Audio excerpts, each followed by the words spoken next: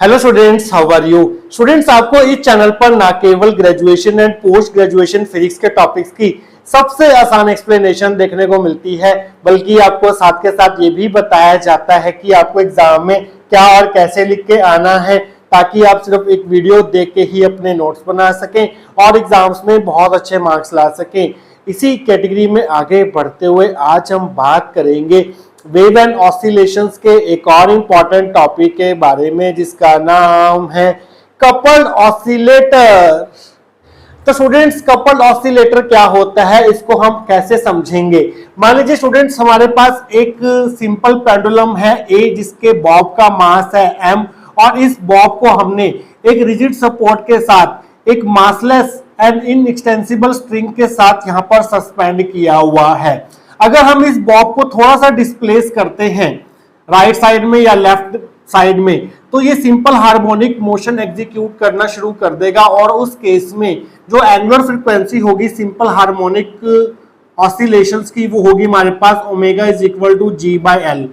ठीक इसी प्रकार से हमारे पास एक यहाँ पर सिंपल पेंडुलम है बी, और सेम मास है इसका बॉब का, और इसको भी हमने क्या किया है, एक मासलेस एंड इनएक्सटेंसिबल स्ट्रिंग के साथ सस्पेंड किया हुआ है फ्रॉम रिजिड सपोर्ट, और इस स्ट्रिंग की लेंथ है एल। अगर हम इस बॉब को थोड़ा सा डिस्प्लेस करते हैं तो ये बॉब जो है अपनी मीन पोजीशन के about simple harmonic motion execute करना शुरू कर देगा with angular frequency given by square root ji by l, जहां पर जी है एक्सेलरेशन ड्यू टू ग्रेविटी। अभी हमारे पास यहाँ पर कोई भी इनके बीच में लिंक नहीं है, कोई भी ये बॉब आपस में इंडिपेंडेंट है, और यहाँ पर हमने कोई भी स्प्रिंग नहीं लगाया हुआ है। अगर हम इन दो सिंपल पेंडुलम्स को या कहें इन दो ऑसिलेटर्स को आपस में लिंक कर देते हैं with the help of a spring जिसका फोर्स कांस्टेंट है के, तो उस केस में क्या होगा, उस केस में ये होगा कि अगर आप एक बॉब को डिस्प्लेस करेंगे फ्रॉम इट्स मीन पोजीशन, तो दूसरे बॉब की जो मोशन होगा वो अफेक्ट होगा, क्योंकि उस केस में ये स्प्रिंग जो है वो अपना रोल प्ले करेगा। और इस केस में यहाँ पर हमें क्या देखने को मिलेगा, इन दोनों सिस्टम्स के बीच में, इन दोनों ऑसिलेटर्स के बीच में एनर्जी का ट्रांसफर देखने को मिलेगा, और एक का मोशन जो है, एक ऑसिलेटर का मोशन जो है वो दूसरे ऑसिलेटर की डिस्प्लेसमेंट पर डिपेंड करना शुरू कर देगा। इस प्रकार के ऑसिलेटर को हम बोलते हैं कपल्ड ऑसिलेटर। यहाँ पर हमने दो पेंडुलम्स लिए हैं, आप चाहें तो 3, 4 या n नंबर ऑफ पेंडुलम्स जो हैं वो आपस में लिंक कर सकते हैं। इसी तरह से स्टूडेंट्स, मान लीजिए आपके पास एक दो मासिस हैं, एक है मास m और दूसरा मास m है, दोनों आइडेंटिकल मासिस हैं, और इन्हें हमने 3 स्प्रिंग के साथ आपस में कनेक्ट कर दिया है, और यहाँ पर हमने एक रिजिड सपोर्ट लगा दिया। मींस यहाँ से लेके यहाँ तक ये हमारा एक सिंपल हार्मोनिक ऑसिलेटर है, और यहां से लेके यहां तक हमारे पास एक सिंपल हार्मोनिक ऑसिलेटर है, मींस एक स्प्रिंग मास सिस्टम है। इन दोनों स्प्रिंग मास सिस्टम को हमने आपस में लिंक कर दिया with the help of this spring, जो यहाँ पर एक कपलिंग का काम करेगा। तो क्या होगा, अगर आप एक मास को डिस्प्लेस करते हैं इसकी मीन पोजीशन से, तो दूसरे मास का मोशन जो है वो अफेक्ट होगा। तो इस केस में हमारे पास ये भी एक कपल्ड ऑसिलेटर का काम करेगा, और यहाँ पर भी हमें एनर्जी ट्रांसफर देखने को मिलेगा। अब ये दोनों पेंडुलम जो हैं वो सेम डायरेक्शन में भी मूव कर सकते हैं, इस तरह से दोनों राइट डायरेक्शन में मूव कर सकते हैं, या फिर दोनों के दोनों लेफ्ट डायरेक्शन में मूव कर सकते हैं।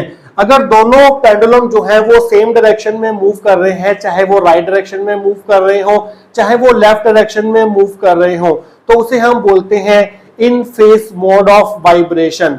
और ऐसा भी हो सकता है स्टूडेंट्स, एक पेंडुलम इधर वाइब्रेट कर रहा हो और उधर ये पेंडुलम लेफ्ट साइड में वाइब्रेट कर रहा हो, या फिर ये पेंडुलम लेफ्ट साइड में वाइब्रेट कर रहा हो और ये वाला पेंडुलम जो है वो राइट साइड में वाइब्रेट कर रहा हो। मींस अगर दोनों पेंडुलम जो है वो ऑपोजिट डायरेक्शन में वाइब्रेट करेंगे, तो उस मोड ऑफ वाइब्रेशन को हम बोलेंगे out of face vibration.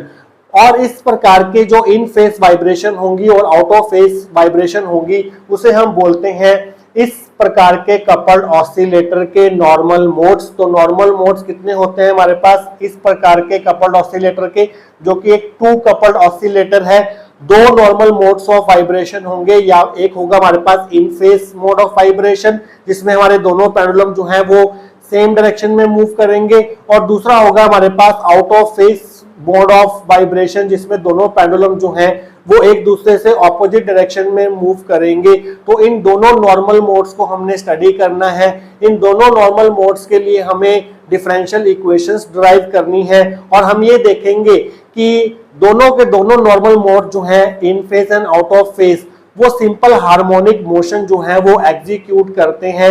In phase normal mode की एंगुलर फ्रीक्वेंसी कुछ और होगी, out of phase normal mode की एंगुलर फ्रीक्वेंसी कुछ और होगी, और ये भी हम देखेंगे कि इनमें से कौन सी एंगुलर फ्रीक्वेंसी किससे ज्यादा होगी और कौन सी किससे कम होगी। तो स्टूडेंट्स आइए देखते हैं कि अगर ये टॉपिक आपको एग्जाम में पूछा जाता है तो इसकी थ्योरी को आप कहां से स्टार्ट करके आएंगे, आइए अब वो देख लेते हैं। तो स्टूडेंट्स पहला हेडिंग बनाएंगे कपल्ड ऑसिलेटर। द टू और मोर oscillators linked together in such a way that exchange of energy transfer take place between them are called coupled oscillator। अगर हम दो या दो से ज्यादा ऑसिलेटर को आपस में इस तरह से लिंक कर देते हैं कि उनके बीच में एनर्जी का ट्रांसफर हमें देखने को मिलता है, उनके बीच में एक्सचेंज ऑफ एनर्जी ट्रांसफर हमें देखने को मिलता है, तो इस प्रकार के सिस्टम को हम बोलते हैं coupled oscillator. A few examples of two coupled oscillator system are, सबसे अच्छे एग्जांपल्स हैं हमारे पास जिसमें हम दो ऑसिलेटर्स को आपस में लिंक करेंगे। सबसे पहला एग्जांपल है हमारे पास two simple pendulums with their bobs attached to each other by means of a spring. अगर हम दो सिंपल पेंडुलम्स लें और उनको आपस में एक स्प्रिंग के साथ कनेक्ट कर दें तो ये हमारे पास एक टू कपल्ड ऑसिलेटर बनेगा। सेकंड एग्जांपल है हमारे पास two masses attached to each other by three springs, the middle spring provides the coupling. अगर हम दो मासेस को आपस में तीन स्प्रिंग के साथ अटैच कर दे कुछ इस प्रकार की कॉन्फ़िगरेशन में, जैसा कि आपको फिगर 2 में शो किया गया है, जहां पर मिडल स्प्रिंग जो है वो यहां पर कपलिंग प्रोवाइड करेगा, तो इस केस में ये भी हमारे पास एग्जांपल है टू कपल्ड ऑसिलेटर का, क्योंकि हमने यहां पर दो सिंपल हार्मोनिक ऑसिलेटर्स को, दो लीनियर हार्मोनिक ऑसिलेटर्स को आपस में लिंक कर दिया है with the help of this spring. तो स्टूडेंट्स हम क्या करेंगे आज के इस वीडियो में, सबसे सिंपलेस्ट कपल्ड ऑसिलेटर पढ़ेंगे जो कि है हमारे पास टू कपल्ड ऑसिलेटर, जिसमें हम दो सिंपल पेंडुलम्स लेंगे और इन्हें आपस में लिंक कर देंगे with the help of spring having spring constant या फोर्स कांस्टेंट के, और इसे हम स्टिफनेस कपल्ड ऑसिलेटर भी बोलते हैं। स्टिफनेस कपल्ड ऑसिलेटर या फिर टू कपल्ड ऑसिलेटर को हमने स्टडी करना है आज। Consider two simple pendulums A and B. तो हमने यहाँ पर दो सिंपल पेंडुलम्स लिए हैं, पहला सिंपल पेंडुलम है ए, दूसरा सिंपल पेंडुलम है B. Let small m be the mass of the bobs of these pendulums suspended by massless inextensible strings of length L। तो यहाँ पर इनके जो बॉब्स हैं वो उन दोनों का मास जो है वो हमने यहाँ पर सेम रखा है, इसका मास भी m है, इसका मास भी m है, और इन दोनों बॉब्स को हमने एक इनएक्सटेंसिबल मासलेस स्ट्रिंग के साथ सस्पेंड किया है फ्रॉम द रिजिड सपोर्ट, और दोनों स्ट्रिंग्स की जो लेंथ है वो हमने यहाँ पर सेम रखी है, that is small l। The bobs are connected by a spring of force constant k whose natural length is equal to the distance between the bobs in equilibrium position। इन दोनों bobs को हमने एक spring के साथ connect कर दिया है। इस स्प्रिंग की जो लेंथ होगी जिसे हम natural length of the spring बोलेंगे वो किसके बराबर होगी, जब ये दोनों बॉब्स जो हैं अपनी मीन पोजीशन पर होंगे, इक्विलिब्रियम पोजीशन में होंगे जैसा कि अभी इस टाइम है, तो इस केस में इन दोनों बॉब्स के बीच का जो डिस्टेंस होगा वो इस स्प्रिंग की नेचुरल लेंथ को रिप्रेजेंट करेगा। तो स्टूडेंट्स इसके आगे का पार्ट हम करेंगे आने वाले सेक्शंस के अंदर। तो स्टूडेंट्स अब हम क्या करेंगे, जो हमारा ये कपल्ड ऑसिलेटर था जिसमें हमने दो पेंडुलम्स को आपस में लिंक किया था with the spring of stiffness constant या फोर्स कांस्टेंट के, अब हम इसको स्लाइटली डिस्टर्ब करेंगे। हम दोनों पेंडुलम्स को थोड़ा सा डिस्प्लेस करेंगे अपनी मीन पोजीशन से।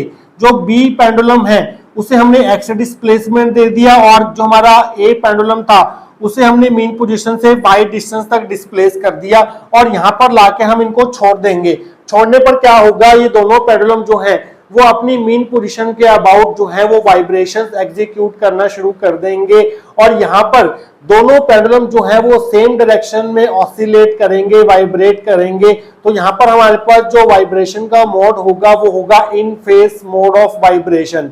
इसके लिए हमारे पास डिफरेंशियल इक्वेशन क्या रहेगी उसकी डेरिवेशन करेंगे हम। तो आइए देखते हैं क्या लिखना है आपने। The system is slightly disturb from its equilibrium position as shown in figure 3।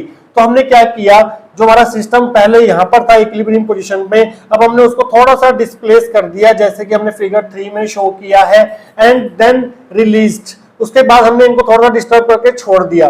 Then the two pendulum start vibrating, तो दोनों पेंडुलम जो है वो सेम डायरेक्शन में वाइब्रेट होना शुरू कर देंगे। दोनों बॉब जो है वो सेम डायरेक्शन में ऑसिलेट करेंगे, या तो वो राइट साइड में जाएंगे एक साथ या फिर वो लेफ्ट साइड में जाएंगे एक साथ। Let x and y be the displacements of bobs B and A respectively at any instant of time t. हम मान लेते हैं इस बॉब के डिस्प्लेसमेंट इसकी मीन पोजीशन से है y और इस बॉब की मीन पोजीशन से डिस्प्लेसमेंट है x at any time t। तो हम देखेंगे कि b पेंडुलम के ऊपर कितनी फोर्सेस यहां पर एक्ट कर रही हैं। Forces acting on pendulum b, in fact b pendulum के ऊपर दो फोर्सेस एक्ट करेंगी। पहला किसके कारण होगा, इस बॉब के मास के कारण होगा, और दूसरी फोर्स जो होगी वो यहां पर इस स्प्रिंग के कारण होगी। तो यहां पर हमें स्प्रिंग भी जो है वो अटैच करना होगा बीच में इस तरह से, क्योंकि दे आर कपल्ड ऑसिलेटर्स। तो अब हम क्या करेंगे, यहाँ पर दोनों फोर्सेस का एक्सप्रेशन लिखेंगे, कौन कौन सी फोर्सेस एक्ट कर रही हैं। Forces acting on pendulum B are, पहली हमारे पर restoring force due to mass of the bob, इस बॉब के मास के कारण इस पेंडुलम पर एक रिस्टोरिंग फोर्स लगेगी जो इसको इसकी मीन पोजीशन पर लाने की कोशिश करेगी। वो फोर्स हम कैसे निकालेंगे, उसके लिए हम एक सेपरेट डायग्राम ड्रॉ करेंगे। ये हमारे पास है पेंडुलम बी जो कि अपनी मीन पोजीशन से डिस्प्लेस हो चुका है, और ये डिस्प्लेसमेंट कितनी है हमारे पास x है। तो इस मास के कारण जो इसका वेट होगा वो वर्टिकली डाउनवर्ड डायरेक्शन में एक्ट करेगा। वेट होगा इसका mg। इसके दो कंपोनेंट्स होंगे, कौन कौन से कंपोनेंट्स होंगे, एक होगा हमारे पास mg cos थीटा और एक होगा हमारे पास यहां पर mg sin थीटा। अगर ये एंगल हमारे पास थीटा है तो ये एंगल भी हमारे पास यहां पर थीटा होगा। तो हम यहां पर हम क्या कर सकते हैं, इस mg को दो पार्ट्स में रिजॉल्व कर सकते हैं। One is mg cos theta and other is mg sin theta. ये mg cos थीटा जो है वो इस स्ट्रिंग में लगने वाली टेंशन से बैलेंस हो जाएगा, क्योंकि टेंशन जो है वो ऊपर की तरफ लगेगी और mg cos थीटा की डायरेक्शन जो है वो नीचे की तरफ है। दोनों एक दूसरे के वर्टिकली ऑपोजिट हैं, तो टेंशन T से mg cos थीटा कैंसिल हो जाएगा। तो यहाँ पर जो फोर्स लगेगी वो कितनी होगी हमारे पास, mg cos थीटा होगी। Force F1 will be equal to mg sin theta. But restoring force की डायरेक्शन जो है वो डिस्प्लेसमेंट के हमेशा ऑपोजिट डायरेक्शन में होती है। अगर आपने बॉब को इस तरफ डिस्प्लेस किया है तो रिस्टोरिंग फोर्स इधर लग रही है, तो यहाँ पर साइन जो है वो साइन माइनस का आएगा। अब देखिए स्टूडेंट्स, ये एंगल जो है थीटा वो बहुत स्मॉल होता है, तो हम क्या कर सकते हैं, अप्रोक्सीमेशन यूज कर सकते हैं। जब हमारे पास एंगल थीटा स्मॉल होगा, क्योंकि थीटा स्मॉल है, थीटा इज स्मॉल, तो हम साइन थीटा को सिंपली थीटा भी लिख सकते हैं। तो साइन थीटा की जगह हम सिंपली थीटा रख देंगे। तो थीटा एंगल का फॉर्मूला क्या होता है हमारे पास, आर्क अपॉन रेडियस। तो ये आर्क कितनी होगी, ये वाली, ये हमारे पास इतनी ही होगी जितना हमारे पास डिस्प्लेसमेंट है x। क्योंकि यहाँ पर स्लाइटली डिस्प्लेस किया हमने, तो इस आर्क की जो लेंथ होगी वो डिस्प्लेसमेंट x के बराबर ही होगी। तो हम क्या करेंगे, इस एंगल की जगह आर्क अपॉन रेडियस, आर्क है हमारे पास x और रेडियस कितनी है, that is length of the string, जो कि हमारे पास फिक्स है, दैट इज l। तो इस थीटा को हम x अपॉन l से रिप्लेस कर सकते हैं, क्योंकि एंगल होता है हमारे पास आर्क अपॉन रेडियस, एंगल है हमारे पास थीटा, आर्क हमारे पास x है और लेंथ हमारे पास, रेडियस हमारे पास लेंथ ऑफ द स्ट्रिंग के बराबर है। तो ये हमारे पास पहली फोर्स होगी due to mass of the bob. Second हमारे पास restoring force due to stiffness of the spring, क्योंकि यहाँ पर एक स्प्रिंग भी अटैच है, तो इसकी स्टिफनेस के कारण भी एक रिस्टोरिंग फोर्स लगेगी जो इस बॉब को इसकी मीन पोजीशन पर लाने की कोशिश करेगी। और स्प्रिंग के कारण जो रिस्टोरिंग फोर्स लगती है उसे हम F2 से डिनोट कर देते हैं, that will be proportional to displacement. Displacement कैसे हम देखेंगे, हमने देखनी है displacement of bob B with respect to bob A. तो अगर ऑब्जर्वर यहाँ पर है, तो अगर वो डिस्प्लेसमेंट देखना चाह रहा है बी की, तो वो कितनी होगी, वो होगी हमारे पास x माइनस वाई। तो यहाँ पर हम रिलेटिव डिस्प्लेसमेंट की बात करेंगे, तो यहाँ पर डिस्प्लेसमेंट होगी हमारे पास x माइनस वाई। जब हम प्रोपोर्शनलिटी का साइन हटाएंगे तो यहाँ पर एक कांस्टेंट लगेगा और वो कांस्टेंट होगा हमारे पास स्टिफनेस कांस्टेंट या फिर फोर्स कांस्टेंट के। और यहाँ पर ये रिस्टोरिंग फोर्स जो है डिस्प्लेसमेंट के ऑपोजिट डायरेक्शन में एक्ट करती है, तो यहाँ पर नेगेटिव साइन हम लगाएंगे। तो ये दो फोर्सेस जो है वो बॉब बी पर एक्ट करेंगी। तो total force F on the pendulum B कितना हो जाएगा, इन दोनों फोर्सेस का सम हो जाएगा F1 plus F2। So F will be equal to, F है वहां पर total force on the pendulum B, that will be equal to F1 है हमारे पास माइनस mgx/l, माइनस F2 है हमारे पास माइनस के एक्स माइनस वाई, तो यहाँ पर माइनस के एक्स माइनस वाई आएगा।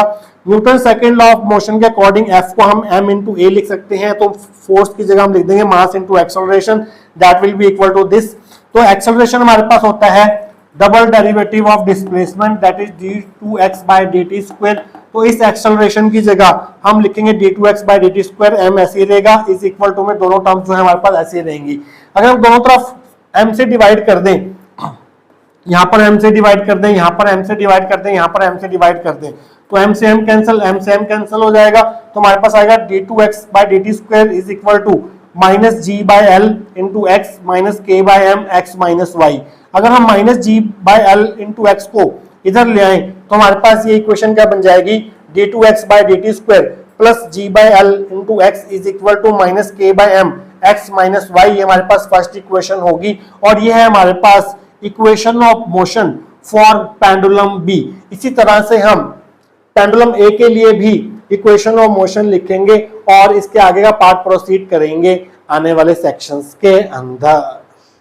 तो स्टूडेंट्स, पिछले सेक्शन में हमने पेंडुलम बी के लिए इक्वेशन ऑफ मोशन जो है वो डिराइव कर ली थी। जैसे हमने पेंडुलम बी के लिए इक्वेशन ऑफ मोशन लिखी है, वैसे ही हम पेंडुलम ए के लिए इक्वेशन ऑफ मोशन लिख सकते हैं। तो अगर ये इक्वेशन x वेरिएबल में थी तो वो इक्वेशन किसमें होगी, तो ध्यान से देखिए। Similarly the equation of motion of the pendulum A can be written as, तो कैसे लिखेंगे, यहाँ पर d2x बाय dt स्क्वायर था, तो यहाँ पर आ जाएगा d2y by dt square plus g by L, तो ऐसे ही रहेगा, x की जगह आ जाएगा y, और यहाँ पर आप x और y को इंटरचेंज कर देंगे, x की जगह y और y की जगह x कर देंगे, क्योंकि जो डिस्प्लेसमेंट होगी इस पेंडुलम ए की with respect to pendulum B वो हमारे पास होगी y माइनस एक्स, तो यहाँ पर हमारे पास x माइनस वाई की जगह y माइनस एक्स आएगा। अगर हम यहाँ से माइनस साइन कॉमन ले लें तो हमारे पास ये इक्वेशन क्या बन जाएगी, ये बन जाएगी d2y by dt square plus g by l into y is equal to, अगर हम यहाँ से माइनस कॉमन ले लें तो माइनस माइनस हो जाएगा प्लस, और अंदर रह जाएगा हमारे पास टर्म जो है वो x माइनस वाई में रिड्यूस हो जाएंगी। तो ये होगी हमारे पास स्टूडेंट्स इक्वेशन नंबर 2, जो कि रिप्रेजेंट कर रही है equation of motion for the pendulum A. तो स्टूडेंट्स, अगर आप इक्वेशन 1 और 2 को ध्यान से देखें तो क्या ये सिंपल हार्मोनिक मोशन को रिप्रेजेंट कर रही है, यहाँ पर एम भी आएगा नीचे, तो आंसर है नहीं, क्योंकि हमारे पास सिंपल हार्मोनिक मोशन की जो इक्वेशन होती है वो कुछ इस तरह से होती है, d2x by dt square plus omega square x is equal to 0। यहाँ पर हमारे पास इक्वल टू में 0 नहीं आ रहा है, इक्वल टू में ये टर्म आ रही है यहाँ पर, और इक्वल टू में ये टर्म आ रही है यहाँ पर, और यहाँ पर ये टर्म क्यों आ रही है, ये आ रही है ड्यू टू दिस स्प्रिंग, इसकी स्प्रिंग की स्टिफनेस k के कारण हमारे पास ये दोनों टर्म्स आ रही हैं। तो अगर हमारे पास इन दोनों पेंडुलम्स के बीच में स्प्रिंग ना होता तो उस केस में क्या होता, उस केस में हमारा k जो है वो 0 हो जाता। तो उस केस में हमारे दोनों पेंडुलम जो हैं वो नॉर्मल सिंपल पेंडुलम्स की तरह बिहेव करते। मान लीजिए हमारे पास जो पहला पेंडुलम ए है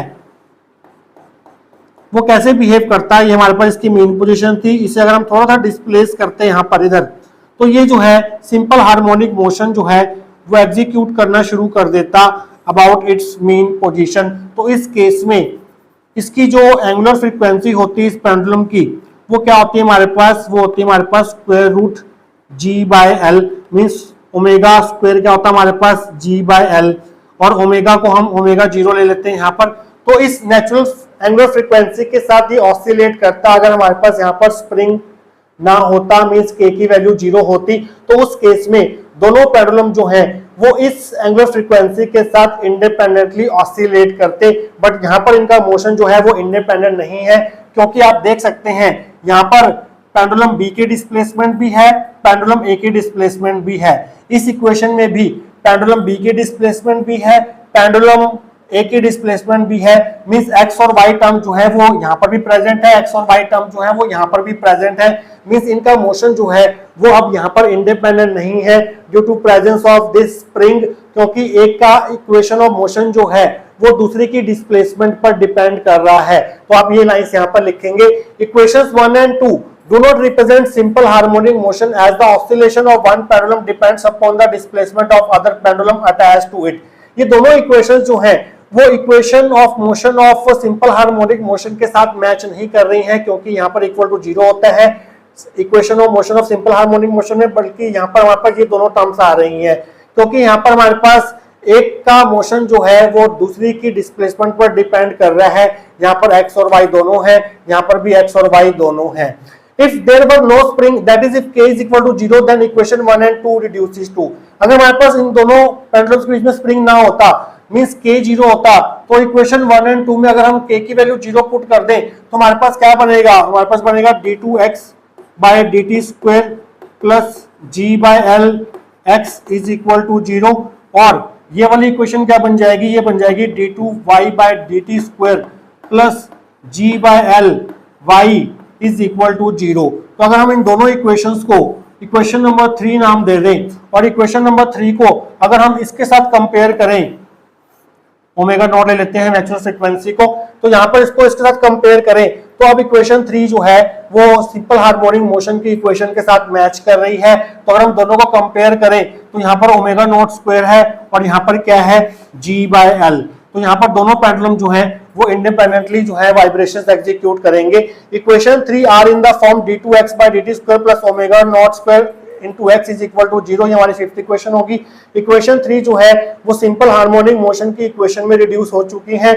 in this case two pendulums will execute simple harmonic motion independently with angular frequency given by. इस केस में हमारे दोनों पेंडुलम्स B और पेंडुलम A जो है वो सिंपल हार्मोनिक मोशन एग्जीक्यूट करेंगे। तो अगर हम दोनों इन थर्ड इक्वेशन को फिफ्थ इक्वेशन से कंपेयर करें तो ओमेगा नॉट स्क्वायर की वैल्यू क्या आ जाएगी, वो आ जाएगी g by l।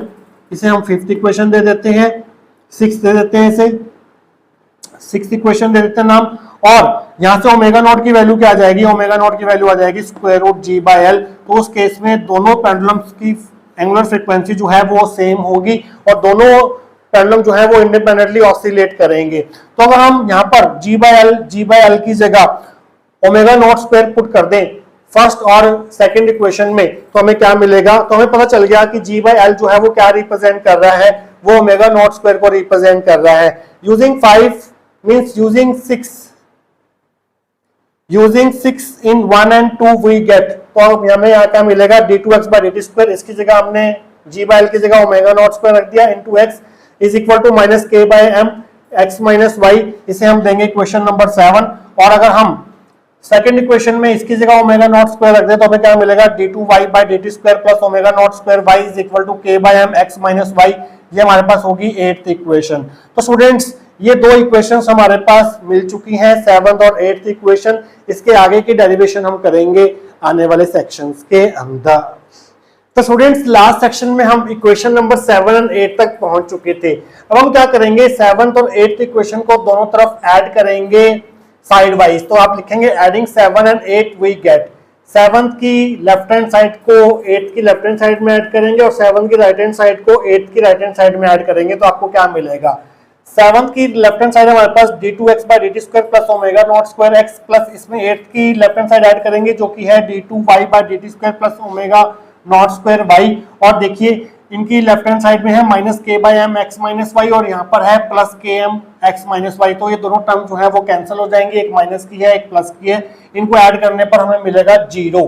तो यहाँ से हम क्या कर सकते हैं स्टूडेंट्स, यहाँ से और यहाँ से हम कॉमन ले सकते हैं d square by dt square, d square by dt square. तो कॉमन लेंगे d square by dt square तो अंदर आ जाएगा हमारे पास x प्लस y, और यहाँ से हम कॉमन ले लेंगे ओमेगा नॉट स्क्वायर तो अंदर आ जाएगा हमारे पास x प्लस वाई और इक्वल टू में हमारे पास है 0। इक्वल टू में हमारे पास है 0, ये हमारी होगी 9th इक्वेशन। तो स्टूडेंट्स अब हम क्या करेंगे, 7th और 8th इक्वेशन को सब्ट्रैक्ट करना है। सब्ट्रैक्ट कैसे करना है, आपको 8th इक्वेशन को 7 में से सब्ट्रैक्ट करना है। Subtracting 8 from 7 we get. तो पहले आप 7th की लेफ्ट हैंड साइड लिखेंगे d2x by dt square plus omega naught square x, इसमें से माइनस करेंगे आप 8th इक्वेशन की left hand side d2y by dt square plus omega naught square y is equal to, पहले आप लिखेंगे सेवंथ इक्वेशन की राइट हैंड साइड जो कि है minus K by M x minus Y, इसमें से आप माइनस करेंगे एट्थ इक्वेशन की राइट हैंड साइड जो कि है हमारे पास K by M x minus Y. तो स्टूडेंट्स आइए इसको सिंप्लीफाई करते हैं, यहां से और यहां से आप again d two by D T square जो है वो कॉमन ले सकते हैं, d two by D T square common आ गया, अंदर आ गया एक्स माइनस वाई प्लस यहां से और यहां से आप ओमेगा नॉट स्क्वायर कॉमन ले सकते हैं, ओमेगा नॉट स्क्वायर कॉमन लिया, अंदर आ गया एक्स माइनस का वाई, क्योंकि यहाँ पर माइनस साइन है तो ये माइनस का वाई हो जाएगा, इज इक्वल टू यहां से और यहां से आप कॉमन ले लीजिए माइनस का एक्स माइनस वाई, तो अंदर रहेगा के बाई एम प्लस के बाई एम, और यहाँ पर के बाई एम और के बाई एम ऐड होकर बन जाएगा 2k बाई एम। तो आपकी जो ये साइड है वो सेम रहेगी, d two by D T square x minus y plus omega naught square x minus y is equal to minus x minus y 2k by m. इसे आप क्या कर सकते हैं, इस साइड को इधर ला सकते हैं, तो इधर आके प्लस की हो जाएगी और इक्वल टू में हो जाएगा हमारे पास 0। अब आप इसमें से और इसमें से x माइनस वाई जो है वो कॉमन ले लीजिए, तो आपको मिलेगा d two by D T square x minus y plus omega naught square plus 2k by M, x minus y जो है इन दोनों में से कॉमन ले लिया इज इक्वल टू 0। ये हमारी 10th इक्वेशन होगी। तो 9th और 10th इक्वेशन को सिंप्लीफाई करने के लिए अब हम क्या करेंगे, यहाँ पर दो नए कोऑर्डिनेट्स इंट्रोड्यूस करवाएंगे। पहला कोऑर्डिनेट होगा हमारे पास कैपिटल एक्स और दूसरा हमारे पास होगा capital Y, such that X जो है वो हमें हमारे पास एक्स प्लस वाई को रिप्रेजेंट करेगा और कैपिटल वाई जो है वो एक्स माइनस वाई को रिप्रेजेंट करेगा। तो ये आप लाइन लिखेंगे। Now let us introduce two new coordinates x, capital X and capital Y such that capital X is equal to small x plus small y and capital Y is equal to small x minus small y. These are 11th and 12th equation. तो अगर हम 11th and 12th equation को 9th और 10th equation में use करें तो 9th और 10th equation से आपको क्या मिलेगा, using 11 and 12 in 9 and 10 we get। तो इस x plus y की जगह आप पुट करेंगे कैपिटल X, इस x प्लस वाई की जगह आप पुट करेंगे कैपिटल X, तो आपको मिलेगा d2 capital X by D T square plus omega naught square x is equal to 0। और यहाँ पर अगर आप इस इक्वेशन में x माइनस वाई की जगह आप कैपिटल Y और x माइनस वाई की जगह कैपिटल Y पुट करेंगे तो 10th इक्वेशन क्या बन जाएगी, d2 capital Y by D T square plus omega naught square plus 2k by M capital Y is equal to 0। तो स्टूडेंट्स इसे हम कैसे लिख सकते हैं, इसे हम ऐसे लिख सकते हैं d2x by D T square plus omega 1 square x is equal to 0। ये हमारी होगी हमारे पास इक्वेशन नंबर 13, जहां पर हमने क्या किया है, ओमेगा नॉट स्क्वायर को ओमेगा 1 स्क्वायर मान लिया है। Omega naught square is equal to omega 1 square, और ये किसके बराबर था, omega naught square g by L के बराबर था। तो इसे भी हम इक्वेशन नंबर दे देते हैं, कोई इक्वेशन नंबर 14 दे देते हैं इसको। अब इसे हम कैसे लिख सकते हैं, इस पूरी की पूरी टर्म को हम ओमेगा 2 स्क्वायर मान सकते हैं, ओमेगा 2 स्क्वायर। तो यहां पर आप लिखेंगे d2y by D T square plus omega 2 square into Y equal to 0। ये हमारे पास होगी क्वेश्चन नंबर 15, जहां पर हमने ओमेगा 2 स्क्वायर को क्या लिया है, omega naught square plus 2k by M लिया है। तो ये होगी हमारे पास इक्वेशन नंबर 16। तो students 13th, 14th, 15th, 16th in equation से हमारे पास क्या क्या कंक्लूजन्स निकल रहे हैं ये हम देखेंगे नेक्स्ट सेक्शन के अंदर। तो स्टूडेंट्स लास्ट सेक्शन में हमारे पास ये वाली इक्वेशंस आ चुकी थी, इक्वेशन नंबर 13, 15 और ओमेगा 1 स्क्वायर की वैल्यू g बाय एल के बराबर थी, ओमेगा 2 स्क्वायर जो है वो इसके बराबर था। ये हमारी 16th इक्वेशन थी। तो अब हम यहाँ पर कुछ स्पेशल केसेस कंसीडर करेंगे। पहला केस हमारे पास होगा अगर हमारे पास y इक्वल टू 0 होगा, अगर हमारे पास ये वाला new coordinate capital Y equal to 0 होगा तो क्या होगा। तो कैपिटल Y हमने किसको लिया था, स्मॉल x माइनस वाई के डिफरेंस को हमने कैपिटल Y लिया था, तो ये 0 हो गया। तो यहाँ से स्मॉल x और स्मॉल y जो है वो बराबर हो गया। मींस इन दोनों बॉब्स की जो डिस्प्लेसमेंट होगी मीन पोजीशन से वो बराबर होगी। और इस केस में क्योंकि y मॉड जो है वो y इक्वल टू 0 है, तो उस केस में जो सिस्टम की इक्वेशन होगी वो कौन सी इक्वेशन से गवर्न होगी, वो होगी इक्वेशन नंबर 13 से। तो आप लिखेंगे in this case motion of the system is described by equation number 13 and angular frequency of the oscillator is given by omega 1 is equal to square root g by l is equal to omega naught which is the same as if either of the pendulum is oscillating independently। तो इस case में equation number 13 जो है वो represent करेगी equation of the motion of the system. और इस case में जो ऑसिलेटर की एंगुलर फ्रीक्वेंसी होगी ओमेगा 1, जो यहां से अगर आप निकालें तो वो आ जाएगा square root ji by L, तो ये ओमेगा 0 के बराबर ही होगा। और ये एंगुलर फ्रीक्वेंसी किसकी थी? ये उस केस में थी जब हमारे पास ऑसिलेटर्स जो है वो इंडिपेंडेंटली ऑसिलेट कर रहे थे। मींस इस केस में हमारा स्प्रिंग का इफेक्ट जो है वो नहीं होगा, यहाँ पर स्प्रिंग का इफेक्ट जो है वो एब्सेंट होगा। और यहाँ पर दोनों ऑसिलेटर जो है वो इन फेस मोशन करेंगे, दोनों जो है वो एक ही डायरेक्शन में वाइब्रेट करेंगे। तो आप यहाँ पर लिखेंगे in this case the effect of spring is absent, both the pendulums oscillates in face and the length of the spring remains constant. क्योंकि इस एंगुलर फ्रीक्वेंसी के एक्सप्रेशन में कहीं पर भी k नहीं आ रहा है जो कि स्प्रिंग कांस्टेंट है, तो इस केस में स्प्रिंग का इफेक्ट जो है वो एब्सेंट होगा और दोनों पेंडुलम जो है वो सेम फेस में इन फेस ऑसिलेशंस करेंगे। और इस केस में जो लेंथ ऑफ द स्प्रिंग है वो जो है कांस्टेंट रहेगी। मींस ना तो स्प्रिंग यहाँ पर स्ट्रेच होगा ना ही यहाँ पर कंप्रेस होगा through out the motion. That is spring is neither stretched nor compressed through out the motion. तो स्टूडेंट्स इसे हम बोलते हैं इन फेस मोशन और ये नॉर्मल मोड का पहला टाइप है इन फेस मोशन। तो आइए आगे बात करते हैं। अगर हमारे पास कैपिटल X इक्वल टू 0 हुआ तो क्या होगा? कैपिटल X हमारे पास था x plus Y equal to 0 और इससे हमारे पास आ जाएगा x equal to minus Y. Means इस केस में हमारे बॉब्स की डिस्प्लेसमेंट्स फ्रॉम इक्विलिब्रियम पोजीशन तो बराबर होंगी पर उनका साइन जो है वो ऑपोजिट होगा। मींस अगर एक बॉब इधर जा रहा है तो दूसरा बॉब इधर जाएगा। मींस अगर एक बॉब इधर आ रहा है तो दूसरा बॉब इधर आएगा। तो इसको हम शो कर सकते हैं इस फिगर की हेल्प से। इसमें हमारा पेंडुलम बी का बॉब जो है वो राइट डायरेक्शन में जा रहा है और पेंडुलम बी का बॉब जो है वो लेफ्ट डायरेक्शन में जा रहा है। तो इस केस में ऑब्वियस है कि जो स्प्रिंग है वो स्ट्रेच होगा, स्प्रिंग की लेंथ जो है वो कांस्टेंट नहीं रहेगी। और इसे हम इस तरह से भी शो कर सकते हैं कि हमारा बॉब बी जो है वो लेफ्ट डायरेक्शन में जा रहा है और बॉब ए जो है वो राइट डायरेक्शन में जा रहा है। तो इस केस में भी जो स्प्रिंग की लेंथ है वो कांस्टेंट नहीं होगी, इनफैक्ट यहाँ पर स्प्रिंग जो है वो कंप्रेस होगा। तो आइए इसमें बात करते हैं आगे। इन this case motion of the system is described by equation 15।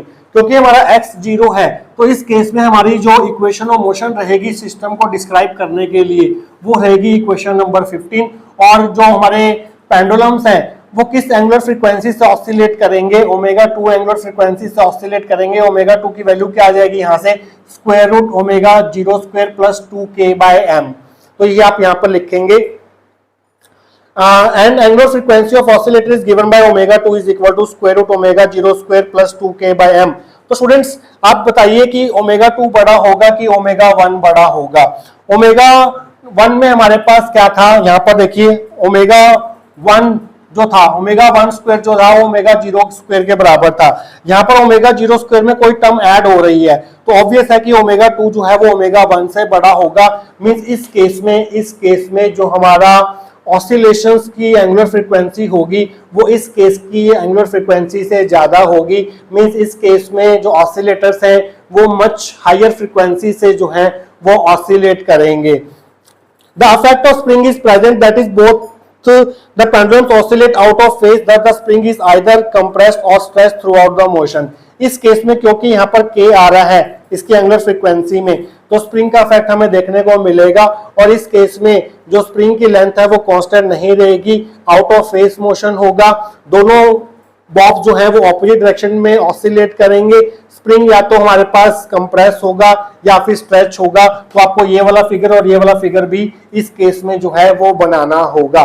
तो स्टूडेंट्स इसके बाद हम बात करेंगे normal coordinates and shape of the mode की डेफिनेशंस के बारे में। तो स्टूडेंट्स आइए बात करते हैं कुछ important definitions related to two coupled oscillators के बारे में जो कि है normal coordinates and normal modes. सबसे पहले हम नॉर्मल कोऑर्डिनेट्स को डिफाइन करेंगे। देखिए स्टूडेंट्स 13th और 15th इक्वेशन में ये जो कैपिटल X है और जो कैपिटल Y है ये हमारे नॉर्मल कोऑर्डिनेट्स है। ये नॉर्मल कोऑर्डिनेट्स क्या करते हैं? ये ऐसे कोऑर्डिनेट्स होते हैं जो इक्वेशंस ऑफ मोशन को set of linear differential equations में रिड्यूस कर देते हैं और ये लीनियर डिफरेंशियल इक्वेशंस होंगी विद कांस्टेंट कोफिशिएंट्स। जैसे यहाँ पर कोफिशिएंट 1 है, यहाँ पर ओमेगा 1 स्क्वायर है जो कि कांस्टेंट है, यहाँ पर कोफिशिएंट 1 है, यहाँ पर कोफिशिएंट ओमेगा 2 स्क्वायर है जो कि कांस्टेंट है। तो मींस ऐसे कोऑर्डिनेट्स जो इक्वेशन ऑफ मोशन को set of linear differential equations में ट्रांसफॉर्म कर देते हैं विद कांस्टेंट कोफिशिएंट्स, ऐसे कोऑर्डिनेट्स को हम बोलते हैं नॉर्मल कोऑर्डिनेट्स। और टू कपल्ड ऑसिलेटर के केस में हमारे पास दो नॉर्मल कोऑर्डिनेट्स होंगे, एक होगा एक्स कोऑर्डिनेट और एक होगा वाई कोऑर्डिनेट्स। और दोनों नॉर्मल कोऑर्डिनेट्स के साथ जो सिंपल हार्मोनिक मोशन एसोसिएटेड होगा उसे हम बोलेंगे normal modes of coupled oscillator. जैसे एक्स कोऑर्डिनेट के साथ ये वाला सिंपल हार्मोनिक मोशन प्रेजेंट है जिसको हमने इस इक्वेशन से रिप्रेजेंट किया है, वाई कोऑर्डिनेट्स के साथ ये वाला सिंपल हार्मोनिक मोशन प्रेजेंट है जिसको हमने इस इक्वेशन से रिप्रेजेंट किया है। मींस इस दो नॉर्मल कोऑर्डिनेट्स के कोरस्पॉन्डिंग टू कपल्ड ऑसिलेटर के लिए हमारे पास दो नॉर्मल मोड्स होंगे। तो यही सब कुछ आप यहाँ पर एक्सप्लेन करेंगे। The coordinates which reduce the equations of motion to a set of linear differential equation with constant coefficients are called normal coordinates. ऐसे कोऑर्डिनेट्स जो कपल्ड ऑसिलेटर की इक्वेशंस ऑफ मोशन को set of linear differential equations में transform कर दें with constant coefficients, ऐसे coordinates को हम बोलते हैं normal coordinates. The coordinates x and y in equations 13 and 15 are normal coordinates. यहाँ पर x और y जो है वो नॉर्मल कोऑर्डिनेट्स है क्योंकि x और y ने इन इक्वेशंस ऑफ मोशन को set of linear differential equations with constant coefficients में रिड्यूस कर दिया है। The simple harmonic motion associated with each normal coordinate is called normal mode of the coupled oscillator. एक जो हमारे पास ये वाला कोऑर्डिनेट है नॉर्मल कोऑर्डिनेट x, इसके साथ सिंपल हार्मोनिक मोशन एग्जीक्यूट होगा क्योंकि यहाँ पर एक सिंपल हार्मोनिक मोशन की डिफरेंशियल इक्वेशन हमें दिखाई दे रही है। y नॉर्मल कोऑर्डिनेट के कॉरस्पॉन्डिंग हमें differential equation of simple harmonic motion देखने को मिल रही है और इन दोनों सिंपल हार्मोनिक मोशन को हम बोलते हैं normal modes of coupled oscillator. Each normal mode of vibration has its own characteristic frequency called normal mode frequency. इस सिंपल हार्मोनिक मोशन के लिए मींस इस एक्स मॉड के लिए हमारी जो एंगुलर फ्रीक्वेंसी होगी वो होगी हमारे पास omega 1 equal to omega 0 equal to square root ji by l. और इस हमारे सिंपल हार्मोनिक मोशन के लिए जो एंगुलर फ्रीक्वेंसी होगी वो होगी हमारे पास omega 2 is equal to omega 0 square plus 2k by m का स्क्वायर रूट, अगर हम ओमेगा 2 की वैल्यू यहाँ से निकालें तो।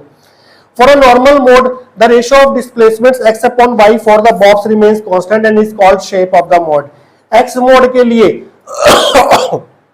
और y mode के लिए जो रेशियो ऑफ डिस्प्लेसमेंट्स होगा x अपॉन y वो कांस्टेंट होगा हमेशा और उसे हम बोलेंगे शेप ऑफ द मोड। जैसे इस केस में हमारे पास x इक्वल टू y आ रहा था तो इस केस में x और y का जो रेशियो होगा वो 1 होगा।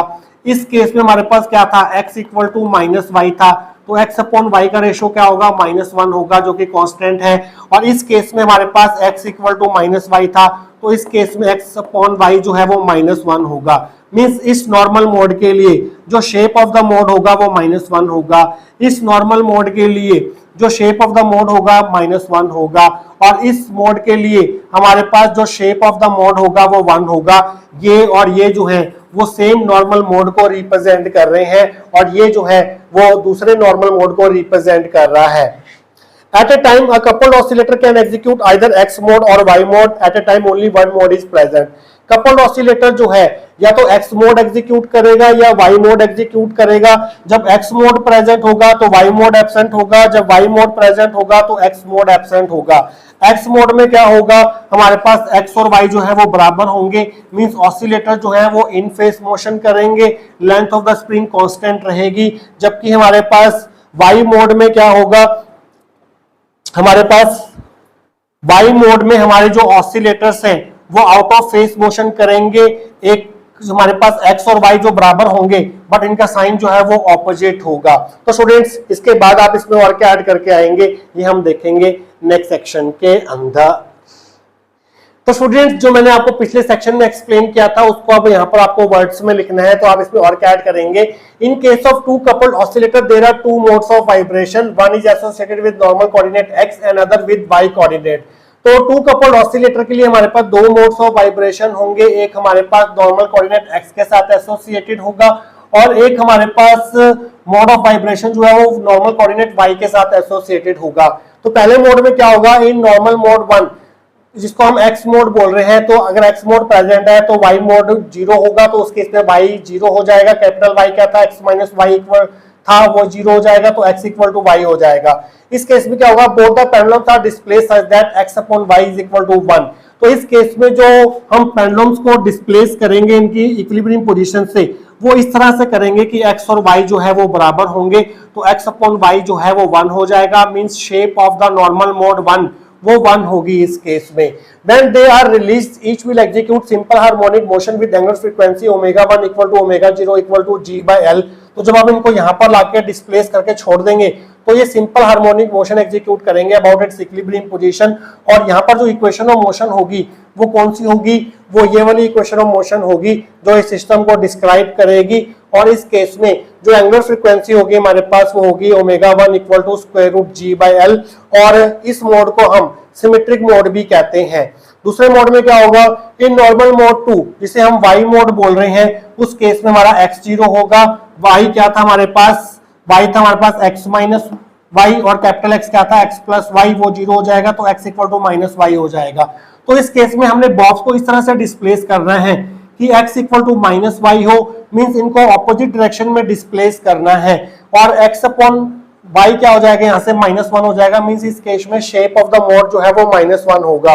Both the pendulums are displaced such that x upon y equal to -1. When they are released, they will execute simple harmonic motion with angular frequency omega 2 is equal to omega 0 square plus 2k by m। तो अगर हम इनको ऐसे लाकर या फिर इनको इस तरह से करके डिस्प्लेस करके छोड़ दें तो ये सिंपल हार्मोनिक मोशन एग्जीक्यूट करेंगे, but with higher angular frequency as compare to normal mode 1, क्योंकि हमारे पास ओमेगा 2 की वैल्यू ये होती है, जो कि ऑब्वियस है कि ये ग्रेटर देन होगी किससे, ग्रेटर देन होगी किससे, ओमेगा 1 से। और इस मोड को हम एंटी सिमेट्रिक मोड भी बोलते हैं। तो स्टूडेंट्स ये हो गए हमारे पास नॉर्मल मोड्स, नॉर्मल कोऑर्डिनेट्स और शेप ऑफ द मोड। और हमने इक्वेशंस ऑफ मोशन देख लिए हमारे पास दोनों नॉर्मल मोड्स के लिए। ये था हमारे पास पार्ट 1 ऑफ कपल्ड ऑसिलेटर। इसके नेक्स्ट पार्ट में हम क्या करेंगे, इन डिफरेंशियल इक्वेशंस का सॉल्यूशन देखेंगे और इस टॉपिक का बाकी बचा हुआ पार्ट जो है उसे फिनिश करेंगे पार्ट 2 ऑफ दिस वीडियो में, जिसका लिंक आपको ऊपर आई बटन में और नीचे डिस्क्रिप्शन बॉक्स में मिल जाएगा। तो स्टूडेंट्स मिलेंगे पार्ट 2 ऑफ दिस टॉपिक के साथ। Till then take care. I never miss, that's fact. Taking big swings, put your hand to the bat. Put me in the ring, you'll go out in a bag. Cause I sing what I mean and I bring it to the mad light. Ain't got time to kill, I got time to feel. I took the red pill, I know life's short so I wanna live real. But how's it supposed to feel?